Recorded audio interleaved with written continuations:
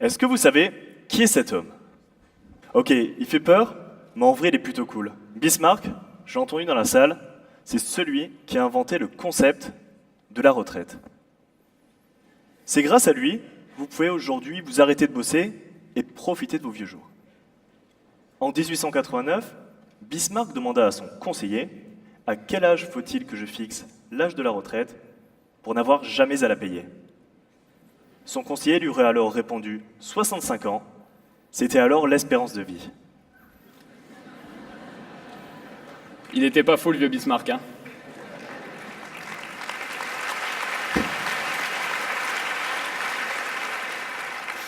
Aujourd'hui, l'espérance de vie, c'est plus 65 ans, c'est 85 ans. Elle s'est tellement améliorée qu'on a un tiers de la population qui a plus de 60 ans.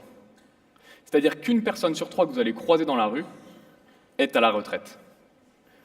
Non mais sérieusement, vous êtes jamais demandé, vous, qui sont tous ces petits vieux dans la rue, là, qui vont faire leurs courses à 19h, pile poil quand vous sortez du bureau?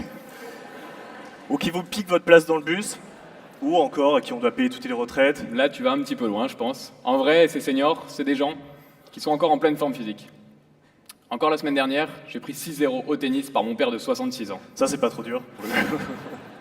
C'est des gens qui ont acquis une expérience inégalable en travaillant souvent plus de 40 ans dans le même métier. Et puis vous en conviendrez, c'est quand même des gens qui ont du temps. L'explosion de l'émission des chiffres et des lettres en est une conséquence. Être aujourd'hui à la retraite en France, c'est donc avoir une longue expérience, qu'elle soit personnelle ou professionnelle. C'est être en bonne santé et c'est surtout, en effet, avoir du temps pour profiter et faire toutes les choses qu'on a toujours rêvé de faire. Et pourtant, la retraite en France, c'est aujourd'hui un paradoxe. On connaît tous ce voisin, ses parents ou ses grands-parents, qui, une fois arrivé à la retraite, a ressenti un manque de sens, le sentiment d'être mis à l'écart de la société.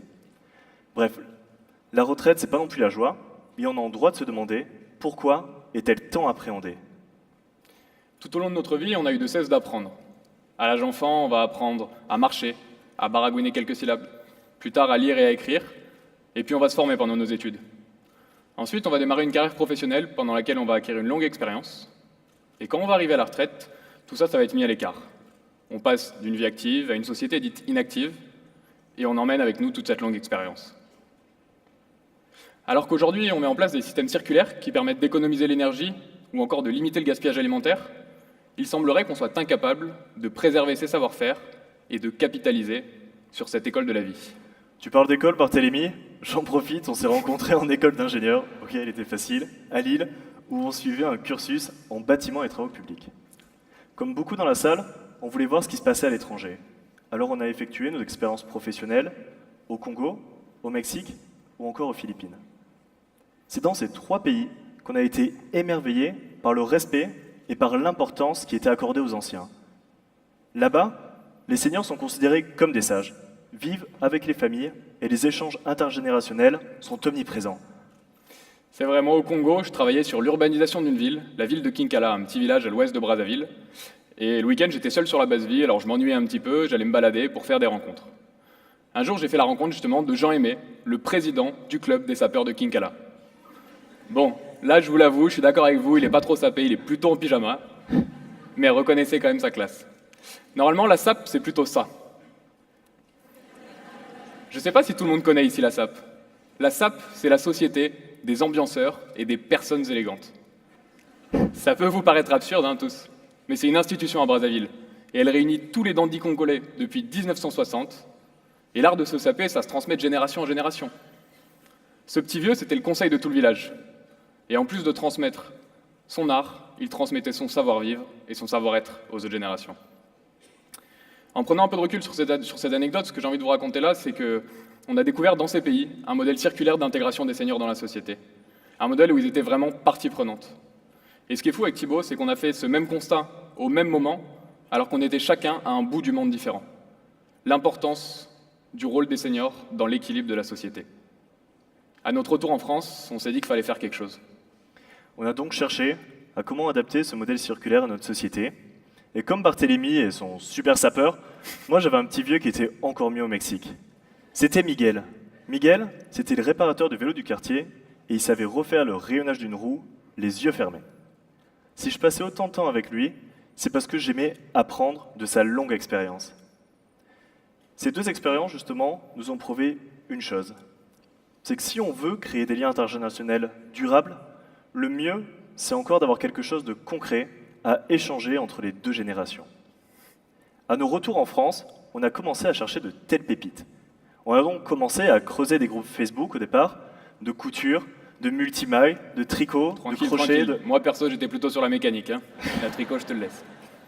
Et à ce moment-là, on a troqué nos potes contre un groupe de super soixantenaires. On a rencontré de plus en plus de jeunes retraités et de seniors experts dans différents savoir-faire, et on les a mis en relation avec des personnes, jeunes ou moins jeunes, qui voulaient apprendre de leur longue expérience. Au départ, on a commencé chez nous, et avec le bouche à oreille, on a commencé à voir plus grand. C'est vrai, quand on y réfléchit 2 minutes, quoi de mieux que d'apprendre avec une personne qui a pratiqué, par passion ou par métier, une activité pendant plus de 40 ans? Quoi de mieux que d'apprendre à développer une pellicule, par exemple, avec un ancien photoreporter de l'agence France Presse, ou encore à coudre avec une ancienne directrice d'un atelier de haute couture? Avec ces seniors, on a retrouvé en fait cette convivialité, ce partage, cette pêche qu'il y avait, et on s'est dit que c'était peut-être possible de le ramener en France. À l'origine, on venait pas du tout de ce monde-là, nous. On construisait des routes dans la pampa mexicaine, et puis on a tout lâché pour construire la première communauté qui permet justement aux jeunes d'aller chercher l'expérience des seniors et leur savoir. On a envie aussi de permettre aux retraités en France de kiffer leur retraite, de se dire qu'ils sont là, de s'épanouir dans leur nouvelle vie, en rencontrant des personnes autour de leur passion et de se sentir valorisés en transmettant leur savoir-faire. Cette solution, on lui a donné un petit nom, on l'a appelée « Les Talents d'Alphonse ». C'est la première plateforme qui va connecter des jeunes retraités avec des personnes désireuses d'apprendre leur savoir. Alors vous allez me demander comment ça marche. Concrètement, c'est hyper simple. Vous voulez apprendre la musique, la photographie, vous vous rendez sur lestalentdalphonse.com, vous nous confiez votre demande, et on se charge de vous mettre en relation avec un Alphonse ultra expérimenté et qui habite près de chez vous pour recréer du lien au niveau local. Depuis début janvier, avec Barthélémy et le lancement de notre plateforme, on prend un plaisir fou justement à recevoir toutes ces anecdotes, des duos qu'on a construits entre seniors, nous on les appelle les Alphonses et les Alphonsines, et les jeunes qui veulent apprendre, les curieux. Prenons l'exemple de Nicole, qui a été invitée à l'île Maurice, chez une personne à qui elle enseignait la couture, ou encore Douria, qui reçoit encore aujourd'hui, 3 mois après avoir donné les derniers cours à Clémence, des photos de son bébé. Les Talents d'Alphonse, au-delà de cette plateforme de transmission de savoir-faire, permet donc de recréer du lien intergénérationnel durable. Et aujourd'hui, où 1/3 de la population est à la retraite, il est urgent de repenser un modèle de société où l'on ne considère plus les seniors comme un poids, mais comme une ressource indispensable au bon équilibre de notre société. L'écrivain malien Amadou Hampâté-Bâ le dit bien, la qualité d'une société se reconnaît à la façon dont elle traite ses vieux. Imaginez une société où on puisse tous avoir 1 million de papis et mamies. Pas 2, pas 3, pas 4, 1 million. Une société en fait qui forme une grande famille. Merci.